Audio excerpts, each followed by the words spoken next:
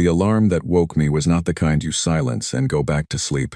It was the kind that pulls your feet to the floor before your brain finishes loading.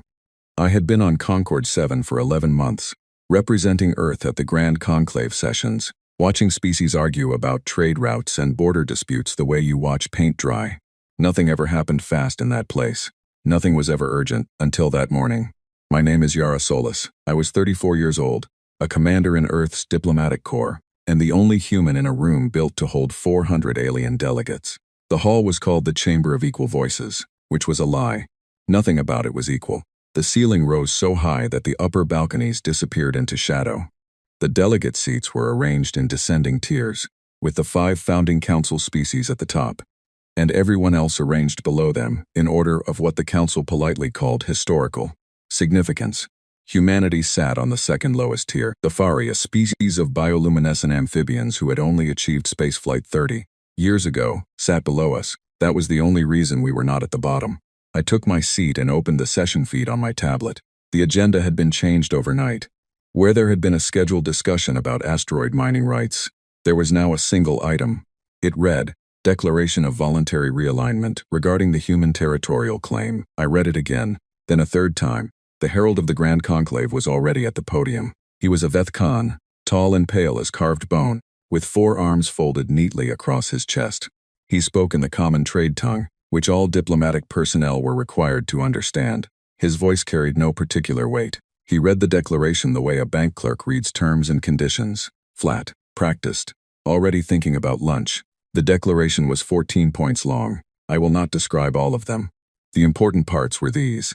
Earth was to formally acknowledge the Grand Conclave as the governing authority over all human-occupied space. Human military vessels were to be registered and inspected annually by council-appointed officers. Earth's trade agreements with non-council species were to be renegotiated under council supervision. Any failure to comply with these terms within 90 standard days would be classified as an act of aggression against the Grand Conclave and would be met with an appropriate collective response. They called it voluntary. It was not voluntary. You could hear it in the careful choice of words, the phrasing that made non-compliance sound not just unreasonable but dangerous.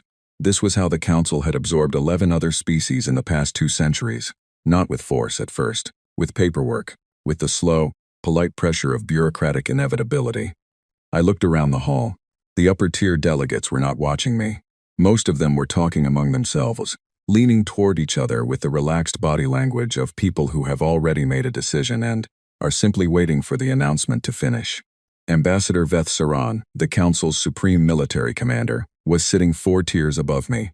He was old, decorated, and had the manner of someone who has never in his life been surprised by anything. He glanced at me once.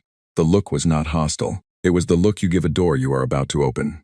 Functional, incurious, the herald finished reading. The hall was quiet for exactly 3 seconds, which is how long it takes for a room that large to settle into silence. Commander Solis, the herald said, Does the human delegation have a response? I stood up. Every eye in the chamber moved to me. I was aware of how I looked to them. Small, single, outnumbered in every measurable way. I had prepared no speech.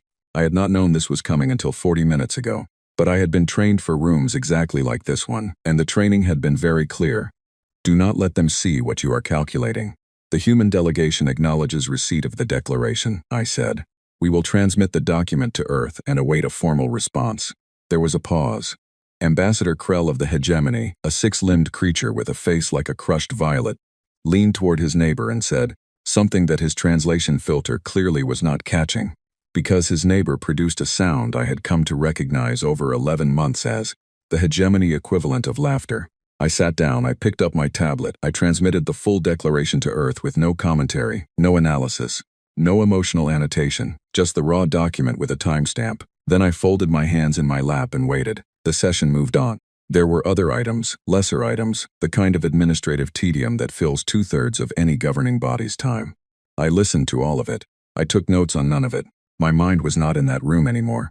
It was back home in a country I had not seen in nearly a year, in the offices where people I trusted were reading a 14-point document and deciding what it meant. 11 hours and 22 minutes later, my secure channel produced a response. It was brief. It was encoded in a format that only I could read, and only with a key that lived on a chip implanted behind my left ear. I pressed 2 fingers to the spot out of habit, felt the slight warmth of the chip, and read the decoded message on it. It said, "Acknowledged. Proceed with protocol, Cassandra." I read it once. I did not read it again. I knew what it meant. I had known what it meant since I was 26 years old and first read the classified brief during my diplomatic training, in a room with no windows and a sign on the door that said no recording devices. Protocol Cassandra was not a surrender framework. It was not a diplomatic retreat. It was not a measured, polite response to a piece of bureaucratic aggression. Protocol Cassandra was what Earth did when it decided the conversation was over. The next morning the session opened with routine business. I requested the floor during the open comment period and read Earth's response aloud. Acknowledged. Earth will proceed with Protocol Cassandra. That was all. I sat down. Ambassador Krell asked what Protocol Cassandra referred to. I said it was an internal designation and that a full formal response would follow through the appropriate diplomatic channels. He asked when. I said soon. He made that sound again. The laughing sound. I did not correct him. I did not feel the need, because I knew something that everyone in that hall did not know, and the knowing of it was its own kind of calm. I had spent 11 months watching the Council treat humanity like a minor inconvenience in an otherwise organized galaxy, and now I was watching them laugh at a 2-word message that they assumed was a stall tactic, a face-saving measure, a small and harmless thing. They had just signed a declaration of war against the most persistently, stubbornly, infuriatingly prepared species in the known galaxy, and they did not know it yet. I thought about what my instructor at the Corps had said during my 2nd year of training. He was a retired admiral named Owen Carr, small and quiet and absolutely relentless, and he had a habit of saying things that didn't land until years later. He had said, "The galaxy will underestimate you once. Make sure once is enough." I had thought about that sentence many times over 11 months on Concord 7. I thought about it again now, watching Ambassador Krell settle back into his seat with the comfortable weight of a man who believes he has already won. Once, I thought. They only get once. The kindest thing I could do was let them laugh a little longer. They would stop soon enough. The Council's intelligence briefing room was on the 4th level of the Conclave Administrative Complex, past 2 checkpoints and a biometric scanner that had never once been calibrated for human biology, and therefore always took 3 attempts to read my hand. The room itself was designed for 6 species, none of which were human, which meant the chairs were the wrong height. The lighting was tuned to as a spectrum that made everything look slightly green, and the holographic display table was positioned at chest height for a Vethcon, which put it roughly at my eye level. I stood, which I think they had not planned for. The briefing officer was a young conclave analyst named Orith Veen, and he had the look of someone who had prepared very thoroughly for a meeting he expected to be straightforward. He had a datapad, a full holographic file structure, and the practiced confidence of a person about to explain something obvious to someone slow. He smiled at me when I walked in. It was the kind of smile that does not reach the eyes because the eyes are busy calculating. "Commander Solis," he said, "we appreciate your cooperation in this review. This is standard procedure before any realignment is formalized." He meant, "We are checking how much trouble you will actually be." The word review was doing a great deal of work. "Of course," I said. I set my tablet on the table, crossed my arms and waited. The display lit up. Earth rotated in the center of the projection, blue and white and very small. Around it, in neat labeled clusters, were icons representing what the Council believed humanity's military and logistical capabilities to be. I looked at the display for a long moment. Then I looked at it again more carefully. Then I pressed my lips together and made sure my face showed nothing. Their information was not wrong, exactly. The numbers were roughly accurate for about 9 years ago. The fleet registration data matched a filing from 2042. The industrial output projections were based on a publicly available economic survey from 2039. The strategic assessment had been compiled, I realized, almost entirely from information that Earth itself had made public: press releases, civilian shipping manifests, academic papers, trade conference statements. They had not penetrated a single classified database. They had not, as far as I could tell, run a single intelligence operation on Earth in the past decade. They had looked at what we showed them and assumed it was everything. Orith Veen walked me through the report with the patient efficiency of someone delivering a verdict. Earth's population, 8 billion, spread across a single inhabited world and a handful of small off-world stations. Political structure, fragmented. 195 recognized governing bodies with no unified command authority. Military doctrine, reactive and historically internal. meaning we had spent most of our history fighting ourselves and had little experience with coordinated interstellar operations. Fleet capacity: moderate, with an estimated 312 registered combat vessels. Logistics: dependent on the Council's jumpgate network for any operations beyond a 3-light-year radius. He paused after that last point. He wanted me to hear it. As you can see, he said, the logistical dependency alone makes extended resistance impractical. Without gate access, human vessels cannot project force beyond your own system. I nodded slowly. That does seem like it would be a problem, I said. He smiled again. He moved on. I thought about the Integrated Defense Compact, signed in 2041 by 178 nations. In a session so unremarkable that it had made no major news, the signing ceremony had lasted 20 minutes. The document itself was 60 pages of dense legal language that described, on its surface, a framework for shared emergency response to natural disasters. Buried in the technical annexes, which no one outside of Earth's defense community had ever read, was a unified command structure for all participating militaries, a shared resource allocation system, and a protocol for activating simultaneous planetary defense operations across all signatory nations within 48 hours. It was not called a military alliance. It was called a coordination framework. The Council's analysts had seen it mentioned in a footnote of an environmental policy paper and had classified it as non-strategic. I thought about the private jumpgate network, not the public Council-registered gates that Earth used for civilian shipping.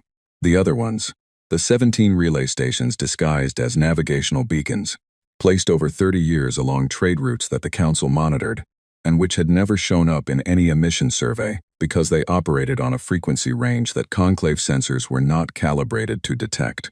The network had been the project of 3 generations of engineers who had been told, very quietly, that someday the Council would try to cut Earth off from the galaxy, and that when that day came, Earth should already have a way around it.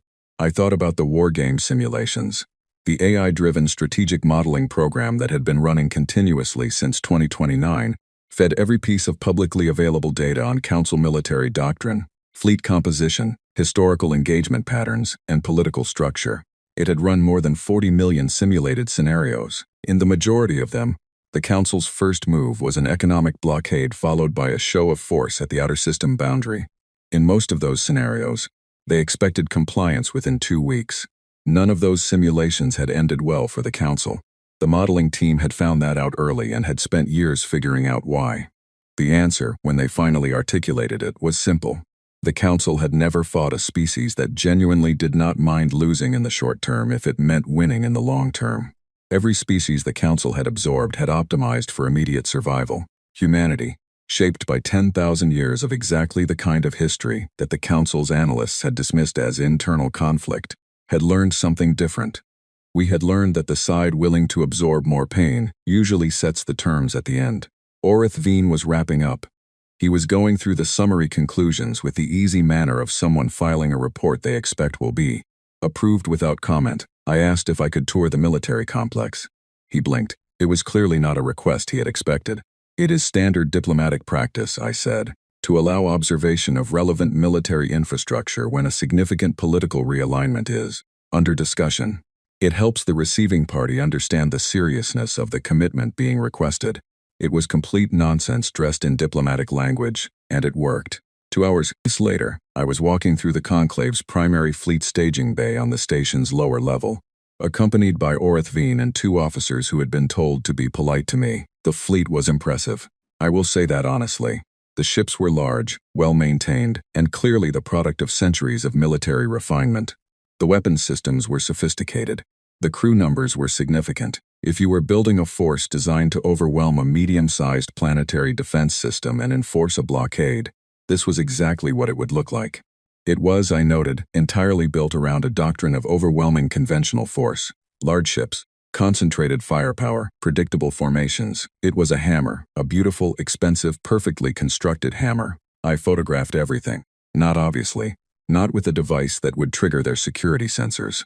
My diplomatic badge contained a passive imaging system that had been activated the moment I entered the bay, capturing in detail every vessel, every crew configuration, every docking position. I transmitted everything during the walk back, compressed and encrypted, through a channel that Orith Veen's communications team would read as residual electromagnetic noise from my translator device. At the end of the tour, I was taken to meet Admiral Veth Saran. He was waiting in a briefing room near the command center, and he was exactly as I had expected. Old, precise, unhurried, with the kind of stillness that comes not from calmness, but from absolute certainty. He had commanded 4 successful subjugation campaigns in his career. He had never lost a significant engagement. He regarded me the way you regard a weather system. Something to be managed, not feared. He said, "Your species is interesting to us, Commander. You are clever. We have read your history. You fight among yourselves with considerable commitment. But internal conflict is a different skill set from organized interstellar warfare. We do not expect you to understand the difference until you experience it." I said, "I appreciate the context," he said.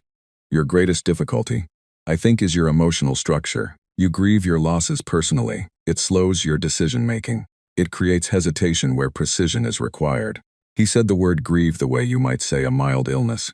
Not contemptuous exactly, but dismissive. The way you describe a design flaw in something otherwise serviceable. I looked at him for a moment. He met my eyes steadily. He was not being cruel. He genuinely believed what he was saying. It was his professional assessment, and he had no reason to think it was wrong. I said, "We do grieve, that's true." He waited for me to say something that conceded his point. I said, "That's why we don't lose people lightly." He considered that. He did not understand the distinction I was drawing, which was fine. Understanding it was not something I needed from him.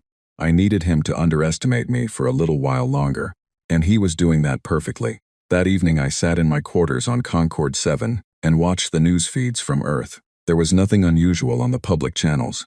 Weather reports, political discussions, sporting final in 3 cities, normal life proceeding at normal speed. But if you knew what to look for, you could see the edges of something else.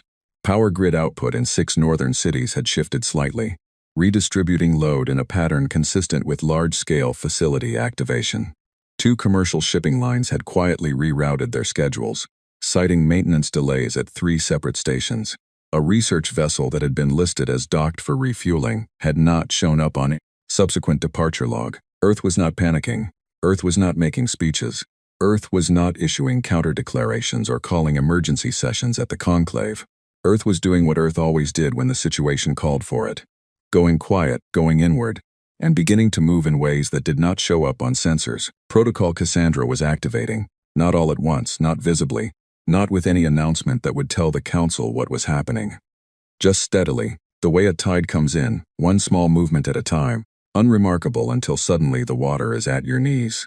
I thought about Orithvine's holographic display, the small blue planet in the center of the projection, surrounded by carefully labeled icons representing what the Council believed about us. I thought about all the things that were not on that display. All the things we had never shown. All the preparations that had been made not because we wanted war, but because 40 years ago someone very wise had looked at the shape of this galaxy and said, "Someday they will come for us, and on that day we should already be ready." Somewhere in the conclave complex, Orithvine was probably writing his final summary, probably recommending the realignment proceed as scheduled, probably noting that the human representative had been cooperative and had shown no significant resistance. He was not wrong. I had been cooperative. I had shown no significant resistance. I had toured their fleet, smiled at their admiral, nodded through their intelligence briefing, and transmitted everything I had seen back to people who would know exactly what to do with it. The galaxy's greatest mistake was not picking a fight with humanity. It was assuming that a species that had survived 10,000 years of itself, that had pulled itself off one small planet and into the stars with nothing but stubbornness and an absolute refusal to stay down, had nothing left to teach. We had everything left to teach. We were simply waiting for the right classroom. The evacuation order came at 3 in the morning, station time, and gave me exactly 14 minutes to clear my quarters. I did not panic. I had a go bag under my bunk that had been packed since my 3rd week on Concorde 7. I pulled it out, put it on, and was at the docking port in 11 minutes. The other 3 members of Earth's diplomatic delegation were already there. My deputy, a young man named Owen Dale, was tying his boots when I arrived. The other 2, Caroline West and Nikhil Burrows, were standing very still with the focused calm of people who have trained for this and are now discovering that training and reality feel completely different. "Any contact from home?" I asked. "Audio only," Owen said. He was 28, quick-minded, and right now doing a very good job of keeping his voice level. "They said the ICV Endurance is at Dock 7. They said to board immediately and say nothing to anyone." The ICV Endurance was listed in all official Conclave transit records as a long-range survey freighter. It had a crew of 40, a cargo hold with an industrial-grade atmospheric processor, and a flight profile consistent with geological survey operations in the outer belt. It had been docked at Concorde 7 for the past 6 weeks, apparently waiting on a parts delivery that kept getting delayed. It was not a survey freighter. I know that now because I boarded it that morning and saw the inside, and the inside was nothing like the outside classification would suggest. The cargo hold that supposedly housed an atmospheric processor was actually a layered sensor array capable of reading fleet formations at a range of 8 light minutes. The crew of 40 included 12 people whose job titles were listed as geological analysts but who moved and spoke and positioned themselves with the precision of people who had spent a long time in combat environments. The ship's pilot, a woman named Claire Voss, short-haired and unhurried, shook my hand at the top of the ramp and told me the ship was already pre-cleared for departure and that we were leaving in 4 minutes. We left in 4 minutes. The Conclave's traffic control system logged our departure as a routine exit for field operations. No one hailed us. No one asked questions. We were the survey freighter that was finally getting its parts and heading back out to do geological work, and nothing about that was interesting to anyone. I stood at the observation port in the forward section and watched Concorde 7 shrink behind us. I had spent 11 months on that station. I had eaten in its mess halls, slept in its quarters, walked its corridors so many times I knew which tiles echoed. I did not feel sad watching it go. I felt something sharper than sadness. I felt the specific tension of a person who knows the next several hours are going to matter enormously, and wants very much not to waste them. Claire Voss came to stand beside me. She too had the manner of someone who had been waiting calmly for something for a very long time and was now simply present in the moment where it arrived. "You should see the tactical feed," she said. "It started 20 minutes ago." The main display in the forward section showed the Conclave's vanguard fleet, 400 vessels, organized into a clean formation, moving at their standard advance pace toward Earth's outer system boundary. The formation was textbook. Spearhead approach, flanking support at 30-degree angles, resupply vessels positioned at the rear. It was exactly the formation that Earth's wargame AI had predicted with a 94.7% confidence rating. In the most common version of the simulation, in the scenario labeled Council Standard Doctrine, expected opening move, I watched it for a while. I noted the speed, I noted the formation spacing, I noted the lead vessels, which were the Council's heaviest armed ships, positioned at the front, because the Council's doctrine assumed the front was where the greatest resistance would be encountered. "Where's Earth's outer perimeter?" I asked. "Gone," Claire said, dark. "As of 48 hours ago, every registered sensor buoy, every listed defense satellite, every official comm relay in the outer system has gone completely silent.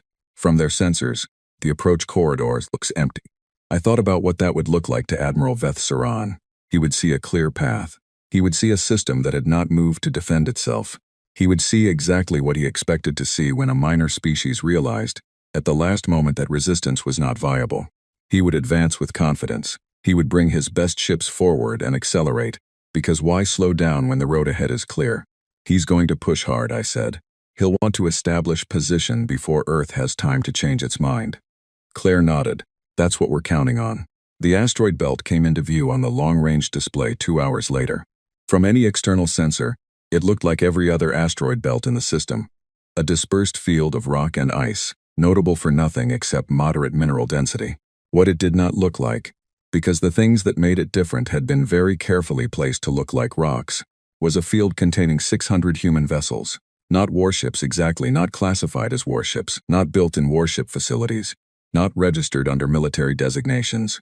Retrofitted deep space haulers with reinforced hulls and jury-rigged weapons mounts. Decommissioned mining platforms fitted with targeting systems. Fully automated drone carriers loaded with payloads that had been quietly designed, tested, and manufactured over 8 years in 3 different countries, whose governments had contributed funding under line items labeled research and infrastructure development. The ICV Endurance settled into a holding position at the belt's outer edge. Claire brought up the tactical display on the main screen, and I stood in front of it and watched history happen with my hands folded behind my back. The Vanguard entered the belt's approach zone at their full advance speed. Sensors would have shown them a normal field, quiet and unremarkable, right up until the moment they didn't. The trigger was a gravitational corridor. Earth's wargame analysts had identified it years ago. a natural feature of the belt's composition, a region where the combined mass distribution created a gentle but significant effect on maneuverability for large vessels. It was not obvious. You would not notice it unless you were specifically looking for it. The Council's navigational charts listed it as a minor notation, slight increased approach caution recommended, but nothing that would have flagged it as a tactical concern, unless someone had spent 3 years planning around it, in which case it was the most important feature in the entire engagement zone. The human vessels activated when the Vanguard's lead formation entered the corridor, not all at once. That would have been chaos. In sequence, by pre-assigned order, moving to pre-planned positions that channeled the Council formation rather than confronting it. The concept was not to stop the fleet head-on. The concept was to make certain directions progressively less viable, more costly, more dangerous, until the options available to the Vanguard commander narrowed down to the ones that Earth's planners had already decided would be decisive. It was not a battle in the traditional sense. It was a problem posed to an opponent who had not read the question. I watched the icons on the display. Council formation entering the corridor, still advancing but beginning to compress because the flanking support vessels were finding their maneuvering space constricted by the human drones repositioning on the edges.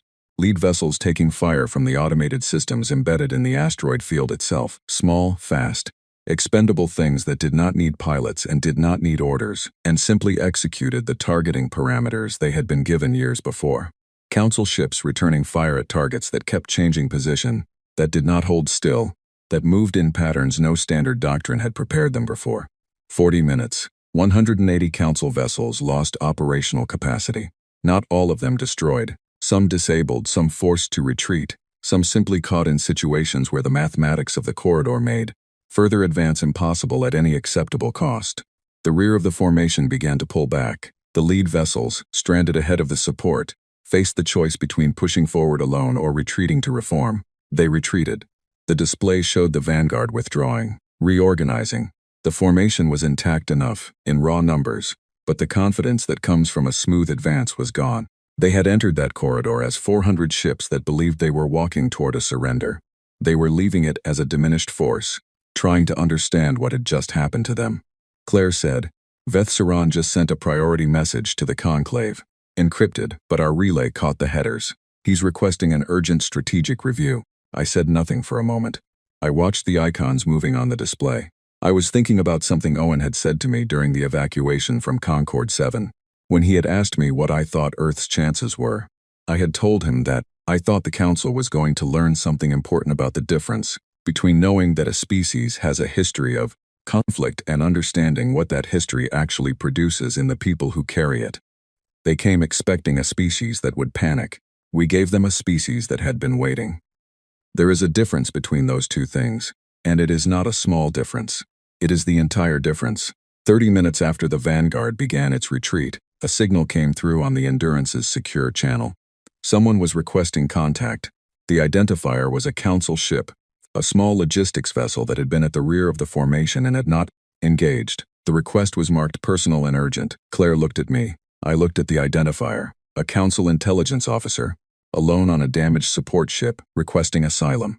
Not military, not a commander, not someone with direct authority over what had just happened. Someone who had been watching, the same way I had been watching, and had reached a different conclusion than his superiors about which direction was safe to move. I authorized the contact. The voice that came through was quiet and careful, a young male voice speaking in accented trade tongue. He said his name was Veth Oren. He said he had information that Earth would find useful. He said he did not want to be part of what was coming next. I said, "What is coming next?" He paused for a long time, then he said, "They are going to stop treating this as a routine realignment. Veth Saran is going to take it personally. That is when they become dangerous," I said. Noted, board. We'll talk. The cracks in the Council's certainty were already forming. I had not planned that part exactly, but I had suspected it was possible. When something that has never been challenged suddenly meets genuine resistance, the first thing that breaks is not the organization. It is the confidence of the individuals inside it. And confidence, once it starts to fracture, tends to spread. We were not done. I knew that. We were not close to done. The harder part was still ahead, and it would cost things that I did not want to think about yet. But the first lesson had been delivered. The Council had knocked on a door expecting no one home, and had found not just someone home, but someone who had been expecting them. They would adapt. They would come back harder. Veth Saran would not make the same mistake twice, but he would make a different one. And we would be ready for that one too. 3 weeks after the belt engagement, I received a personal message from Admiral Veth Saran. It arrived through official conclave diplomatic channels, which surprised me. I had expected silence or a formal communique from the Council's political office, not a direct message from the military commander. I read it twice, standing in the Endurance's forward section with a cup of cooling tea in my hand, and I noticed two things. First, the message was polite, more polite than anything I had received from a Council official in 11 months on Concord 7. Second, it was not an offer. It was a statement of intent. He said, "We understand now that our initial assessment of your capabilities was incomplete. We are correcting that assessment. I look forward to the next phase of our engagement." It was the most honest communication I had received from him. It was also a warning. He was not wrong that he was correcting his assessment. The evidence of that came quickly. Over the following 8 days, our intelligence feeds showed significant changes in Council fleet doctrine. The tight, predictable spearhead formations were replaced with distributed networks, smaller units, wider spacing, designed to reduce the impact of the kind of corridor forcing that had collapsed the first advance. New vessels were being repositioned from Council reserve fleets. Supply line routing was being altered to reduce dependence on paths that Earth forces had demonstrated the ability to interdict. He was learning. That was the part that made this harder. Owen Dale sat across from me at the briefing table and laid out the revised projections. He had gotten quieter over the past 3 weeks, more methodical. The nervous energy of the first days had settled into something steadier, which I respected. Second engagement window is estimated at 7 to 12 days, he said. Probably 240 vessels in the primary force, with an additional 80 in reserve positioned outside our standard sensor range. Different approach vector this time, further from the belt, probably to avoid the gravitational corridor. And they will have mapped the drone positions from the first engagement. How many of the drones are still active? I asked. About 60%. We've been repositioning them since the first engagement, but they'll have inferred the new locations within a probable range. I nodded. This was what Veth Saran had meant. He had watched how we fought, cataloged our assets, estimated our reserves, and was coming back with a response built specifically around what he had observed. He was good at his job. That was not a comfortable thought. Caroline West, who handled logistics and supply chain analysis, spread a second set of projections on the table. The good news, she said, is the economic pressure is working faster than modeled. She pointed to a graph showing shipping volume through Council-administered jump gates over the past month. It had dropped by 31%, not because Earth had disrupted the gates. We had not done that, and probably could not do it effectively anyway, but because 3 of the non-human species that used those gates most heavily were quietly shifting their shipping routes. 2 of them were species the Council had listed as stable client economies. One had signed a new bilateral agreement with Earth 18 months ago, covering mineral rights in the outer belt. All 3 had apparently decided that being seen as cooperative with a species currently resisting Council authority carried an unclear kind of risk that was easier to avoid. They haven't broken with the Council, Caroline said, but they're hedging, and the Council knows it. The merchant caste, Owen said. The merchant caste, Caroline agreed. I thought about the structure of the Council. It was not a monolith, however much it presented itself as one. It was a coalition, held together by shared interest and long habit, and the interests were not always the same. The warlord caste, which ran the military, operated on a logic of dominance. The merchant caste, which ran the trade networks, operated on a logic of predictable returns. These 2 things were usually compatible.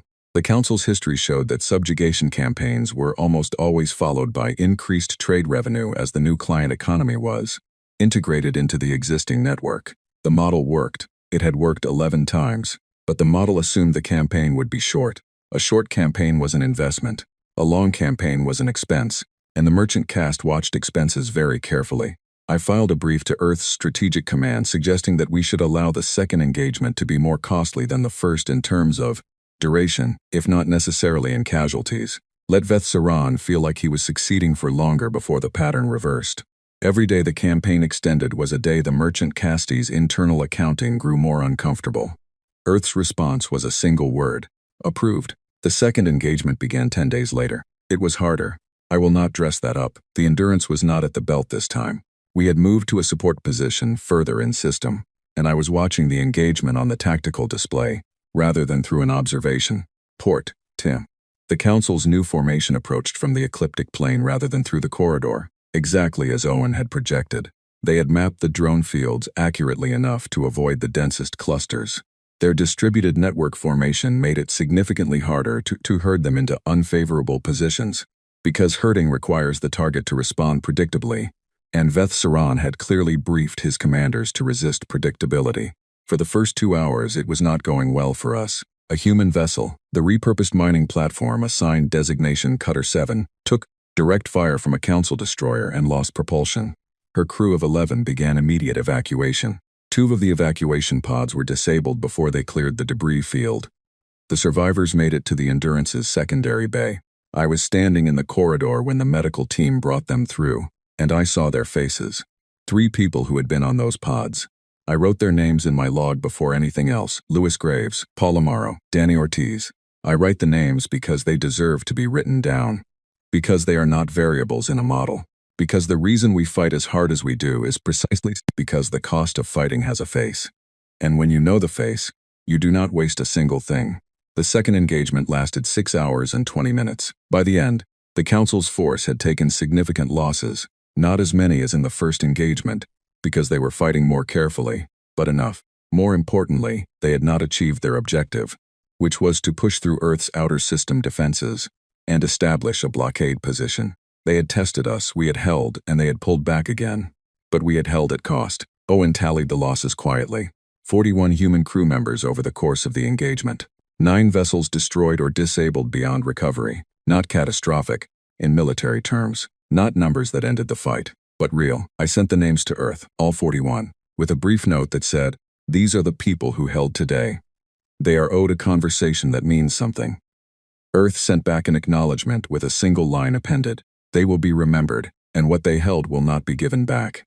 The merchant cast moved 5 days later. Publicly, there was no official announcement, but our intelligence contacts inside the conclave reported a significant shift in internal communications. The merchant caste's senior council had submitted a formal economic review to the conclave's governing board, questioning the projected timeline and cost of the human campaign, and requesting a revised assessment of expected returns against current expenditure. In council politics, this was not quite a demand that the campaign stop. It was a warning that their continued support was conditional on results. Veth Saran's response to this was to request additional fleet resources and begin planning a third engagement. The warlord and merchant castes were pulling in different directions. The fracture was not yet a break, but it was moving. I was sitting in my quarters on the Endurance, writing my nightly log, when Caroline knocked and came in without waiting, which told me before she spoke that the news was significant. "Vethoran's information," she said. She set a data chip on my desk. "He handed this over an hour ago. Our analyst just finished the initial read." The chip contained, among other things, the detailed specifications for a weapons system designated Null Lance in classified council documents. I read the summary. I read it again. Then I sat back in my chair and was still for a long time. Relativistic kinetic impactor, classified as a planetary denial weapon, capable of delivery from outside standard engagement range, activated only by a full conclave vote, which meant it required broad political consensus to use. Currently held in reserve at a council military installation in the outer system, they had a weapon capable of ending this without another fleet engagement. They had not used it yet. They had not used it because it required a vote, and the merchant caste had not yet agreed to that level of escalation, and because using it would permanently close every diplomatic option and convert every neutral species in the galaxy into a potential enemy. But if Veth Saran convinced the conclave that nothing else would work, the vote was possible. I transmitted Vethoran's data to Earth immediately, with one note attached. "This is the Endgame scenario. They may not reach it, but we need to have already solved it." Earth's response came 3 hours later. It did not say we are surprised. It did not say we are alarmed. It said we know. Cassandra Final has been prepared. I stared at that for a long time. I realized something in that moment that I had not fully understood before. Protocol Cassandra was not a response plan. It was not a document that had been written when the current crisis began. It was a living architecture, a decades-long preparation that had been updated and extended as new intelligence became available. Someone, somewhere, years ago, had read a file similar to the one Vethoran had just handed me, and had quietly begun building the answer to a weapon that did not yet exist on any public record. We had not been preparing for this war since the Declaration. We had been preparing for it since before most of the current Council leadership was alive. That was the thing about humanity that the Council had never been able to understand, because they had never thought to look. We are not fast. We are not the strongest, or the most powerful, or the most united. We are stubborn. We are thorough. We are willing to spend 30 years preparing for a day that might never come, and then spend another 30 more updating the preparation when new information arrives. I thought about Louis Graves and Paul Amaro and Danny Ortiz. I thought about the 11 months I had spent on Concord 7, watching the Council move through its days with a comfortable certainty of something that had never been seriously challenged. I thought about Veth Saran's assessment that grief slows our decision-making. He had it backwards. Grief does not slow us, it focuses us. It converts the abstract into the personal, and the personal into something that cannot be bargained with or worn down. You can negotiate with an army. You cannot negotiate with a species that has decided, in the most basic and private part of itself, that it will not be moved. The third engagement was coming, and something larger was building behind it. I could feel the shape of the ending, not the details, but the direction. The Council was heading toward a final decision, and the final decision would tell us everything about whether this ended with words or with something permanent. I closed my log. I looked at the names I had written. I thought about the people those names described, and about all the people still in the fight, and about the single sentence Earth had sent back when I told them who had held. They will be remembered, and what they held will not be given back. I believed it. That was the thing. I did not believe it because I was required to, or because it was a comfort I needed. I believed it because it was exactly the kind of sentence that humanity had been writing to itself, in one form or another, for 10,000 years. We say this, and then we mean it, and then we build it into everything that follows. The Council had declared war on a species that keeps its word. That was the mistake. That, more than the fleet tactics and the wargame simulations and the private jump gates and the integrated defense compact, signed in a room without windows, was the central, irrevocable mistake. They thought we would negotiate when we were hurting. We negotiate before things hurt. Once we are hurting, we stop talking and start building. They were about to find that out. The conclave reconvened in an emergency session 11 days later. I know this because I was there. Not as a diplomatic representative, not in the seat on the second lowest tier where I had sat for 11 months. I was in the gallery, the observation level above the main chamber, accessible to independent observers and press correspondents, which I had qualified for by registering as a freelance analyst for a human news service that technically existed and technically employed me as of 48 hours prior to the session. Owen Dale had handled the paperwork with remarkable efficiency. He had a gift for administrative creativity. The chamber looked different with fewer people in it. 8 seats in the upper tier were empty. The hegemony delegation was present but reduced in number. 2 of the Merchant Caste's senior representatives had sent proxies rather than attending in person. The mood in the room was not the comfortable boredom of the declaration session. It was the specific tension of an institution that knows it has a problem and is trying to decide whether to admit it. Veth Saran was there. He looked the same as always, still, precise, unhurried. But I watched him throughout the session, and I noticed small things. He took longer than usual to respond to procedural questions. He drank from a water vessel 3 times in the first hour, where previously I had never seen him drink anything during sessions at all. These are small things. They are not proof of anything. But I had spent 11 months watching alien body language, and I had learned that the body has opinions that the face does not always share. The session opened with a classified military report from Veth Saran's office. I did not have access to the classified version, but I had Veth Saran's prior briefings and the intelligence that the Endurance's sensor array had been compiling, and I could reconstruct enough to follow the broad outline of what was being said. 2 major engagements, significant fleet losses, Earth's forces continuing to hold despite sustained pressure. The revised timeline for campaign completion had been extended 3 times in the past month. Current projection for achieving full subjugation, 18 to 24 months. Assuming no significant change in the operational environment, economic cost of extended campaign, substantial and climbing. The Merchant Caste's senior representative, a figure named Arath Vaughn, who had the still, dense presence of a very old stone, asked Veth Saran directly how long humanity could maintain its current level of resistance. Veth Saran said the human logistical capacity was greater than originally assessed. and that their resolve was proving to be a strategic variable that had not been accurately modeled. Arath Vaughn asked what specifically he had underestimated. Vethsaran paused before answering. He said, their willingness to absorb losses. In the gallery, I wrote that down. Not because I needed to, but because I wanted to see it written. The Warlord Casty's position was clear. Authorize the Null Lance deployment.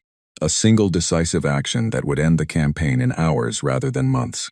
A demonstration of capability that would make clear to every other species in the galaxy that resistance to Council authority was not a viable strategy. Yes, it would destroy Earth. Yes, it would permanently remove humanity from the equation. But the alternative was a prolonged campaign that was already affecting the Council's credibility and economic stability in ways that might take decades to repair. The Merchant Casty's position was equally clear. This will not stay contained. Every species watching this conflict would calculate its own odds. 3 species were already hedging. Authorize a planetary denial action and you do not end the crisis. You become the crisis. You give every neutral and semi-neutral species in the galaxy a reason to begin quietly, persistently, urgently preparing exactly the way humanity has been preparing. You win this war and you plant the seeds of the next 10. They argued for 2 hours. I listened to all of it. In the end, the vote was narrow. 17 in favor of authorizing the Null Lance, 14 against, 4 abstentions. The session was not unanimous, not even close to unanimous, but it was a majority, and in Council procedure, a majority was sufficient. The Herald recorded the authorization. Vethsaran received his order. I was already transmitting the single word before the Herald finished speaking. Cassandra final. It went to Earth in an encrypted burst through the private relay network, compressed into a signal that looked like noise. I sat in the gallery with my hands folded in my lap, watching the chamber below me, and I thought about the moment in that windowless rooms, when I was 26 years old and read the classified brief for the first time. I had been told then that Protocol Cassandra had 13 stages. The first 12 were preparation, logistics intelligence, defense architecture, and the building of the tools that would be needed at the moment of greatest threat. The 13th stage was a single action, held in reserve for a specific trigger condition. The trigger condition was Council authorization of a planetary denial weapon against Earth. The 13th stage had been prepared 12 years ago by an engineering team working in a facility listed as a Deep Space Navigation Research Station. 12 autonomous interceptor platforms, each approximately the size of a large cargo container, had been quietly positioned along the 3 viable launch corridors for a relativistic kinetic weapon fired from the Council's outer system military installation. They had been positioned over 3 years, disguised as standard debris objects, and had been waiting there ever since, receiving occasional software updates through the private relay network, doing nothing except existing in exactly the right places. They were not weapons exactly. They were answers, pre-placed, pre-aimed, pre-ready answers to a question the Council had been building toward for 12 years. Without knowing anyone was already listening, I walked out of the gallery as the session was still technically in progress. No one stopped me. I took the transit lift to the lower docking level and found Owen waiting with our bags and Caroline and Nikhil behind him, all 3 of them with the focused stillness of people who know exactly what is happening and have run out of things to say about it. How long? Owen asked. The Null Lance takes 48 hours to reach firing position from the installation, I said. Our intercept platforms activate when it reaches the threshold distance. Probably hour 36 to 40. We boarded the Endurance. Claire Voss was at the pilot's station when I reached the forward section. She did not need to be told anything. She had been watching the same feeds. We waited. The 41st hour after the conclave vote, the tactical display showed the Null Lance on its approach trajectory. It was moving exactly as modeled. The approach corridor was the second of 3 viable options. The analysts had projected a 61% probability of that choice based on the installation's positioning and the Council's historical preference for indirect approach vectors. The interceptor platforms had been placed to cover all 3 corridors equally, but the heaviest coverage was on corridors 2 and 3. The weapon was in corridor 2. The intercept happened at 0.3 astronomical units from Earth. I was watching the display when the Null Lance's icon disappeared from the feed. Not gradually, suddenly. One moment it was there, and then it was not, replaced by a brief scatter of debris readings that the sensors cataloged automatically and filed as negligible. There was no explosion visible from our position. There was no dramatic flare on the display. The most important moment of the campaign showed up on the tactical feed as absence, a thing that had been there and then was not. The Endurance's comm system came to life. Earth's Secretary General, broadcasting on a frequency accessible to every inhabited system in range. Her voice was calm, deliberate, unhurried. She said, "We did not come to destroy you. We came to make clear the cost," she said. "We are transmitting terms for a negotiated settlement. They are attached to this broadcast. We encourage their review." She said nothing else. The terms were generous. I had seen a draft during the planning stages and had found them almost unreasonably fair. No reparations. No territorial demands. No requirement for council officials to be removed or tried. An acknowledgement of Earth's sovereignty and the right to conduct its own diplomatic and military affairs. A restructuring of the Council's client species framework that gave those species meaningful representation in governance decisions. These were not the terms of a victor grinding a defeated opponent into the ground. They were the terms of a species that had proved its point and had no interest in making enemies of the people who would still be its neighbors after. The fighting was done. For 6 hours there was silence from the conclave. Then Veth'Saran's resignation was announced. Then the merchant Casti's formal withdrawal from the conclave's governing board. Then 3 more species made public statements distancing themselves from the military campaign. The conclave as a political body did not officially dissolve that day. It would take months of legal procedure and political negotiation to formalize what happened. But its function as a unified authority ended in that 6-hour window as surely as if someone had turned off a light. I asked Claire to take us back to Concord 7. She gave me a long look. She asked if that was necessary. I said I wanted to be in the chamber. We docked the following morning. The station was quiet in a way it had never been in 11 months. Not the comfortable quiet of a slow, administrative day, but the specific quiet of a place that is in the process of becoming something different and has not yet decided what. Half the permanent staff had not reported to their posts.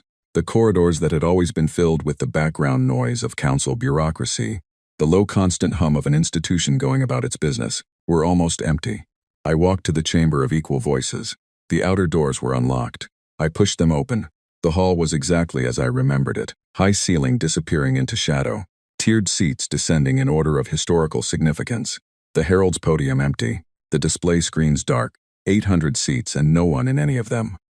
I walked to the second lowest tier and stood in the spot where I had sat for 11 months. Then I walked down to the floor level and stood at the center of the room, where the herald had stood to read 14 points, and where 400 delegates had listened with the comfortable certainty of something that had never been seriously challenged. I stood there for a long time. I was not gloating. I want to be clear about that, because the feeling I had was not triumph. Triumph is clean. Triumph is simple. What I felt was the specific weight of understanding what it had cost to reach that moment.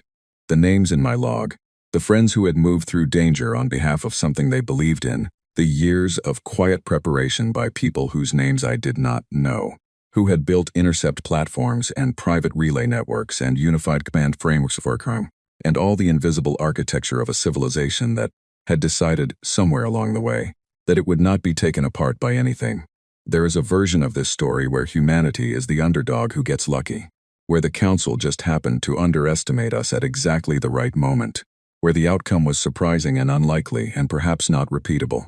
That is not this story. We did not get lucky. We prepared. We prepared for decades quietly, without speeches or declarations or public ceremonies. We prepared because someone looked at the shape of the galaxy and understood that the question was not whether someone would eventually come for us, but when, and decided that when that day came, we should already be ready. And behind that one person's decision were thousands of others, each making the same choice in their own context, in their own field, in their own part of the vast and patient project of making humanity something that could not be easily undone. The council called it a declaration of war. They meant it as paperwork. They meant it as the beginning of a procedure they had performed 11 times before.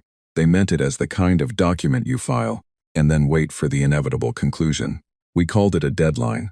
We meant it as exactly that, the moment by which something had to be true, the line after which a different world would begin. And we had been building that different world, piece by piece, for longer than any of them had thought to look. I turned and walked toward the door. My footsteps echoed in the empty hall.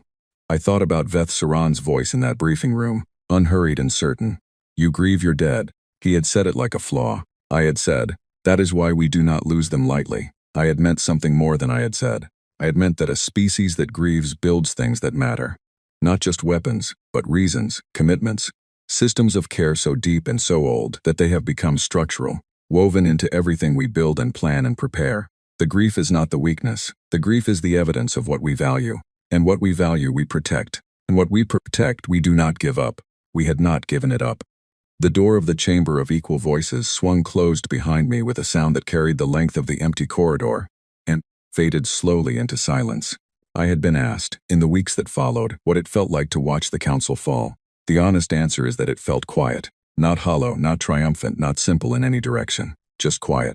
The way things that matter always feel when you are standing inside them rather than looking back at them from a distance. I went back to the Endurance. Owen had coffee waiting. Caroline was already on a call with Earth's diplomatic office. Nikhil was updating the log with the formal sequence of events, methodical and thorough, making sure every detail was recorded correctly.